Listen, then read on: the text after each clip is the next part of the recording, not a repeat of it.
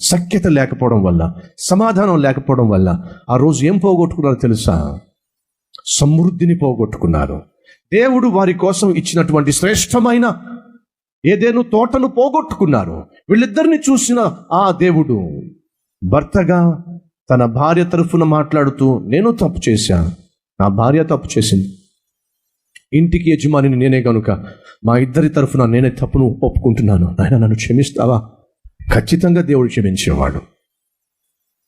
కానీ ఆ రోజు ఆదాము తన తప్పును తన భార్య మీద వేసే ప్రయత్నం చేశాడే తప్ప ఒప్పుకునే ప్రయత్నం చేయలే. కారణము, మధ్య సఖ్యత లేదు.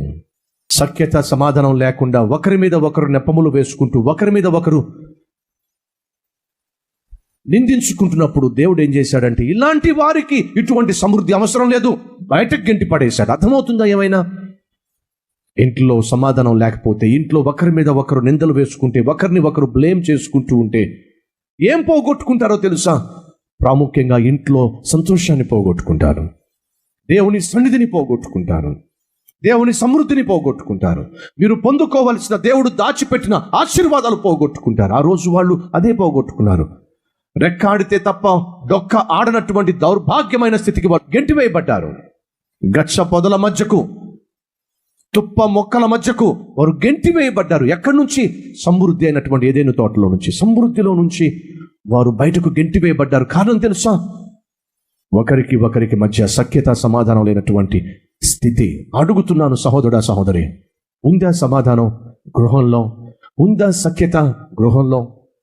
భార్య భర్త అన్న తర్వాత చిన్న చిన్న మనస్పర్ధలు రావడం, చిన్న చిన్నగా కసురుకోవడం, విసురుకోవడం, ఇవన్నీ సహజమే. ఏ ఇంటిలో చూసినా ఇలాంటివి కనిపిస్తూనే ఉంటాయి. కానీ బైబిల్ సెలవిస్తుంది, సూర్యుడు అస్తమించే వరకు మీ కోపతాపాలు మిగిలి ఉండడానికి వీలు లేదు.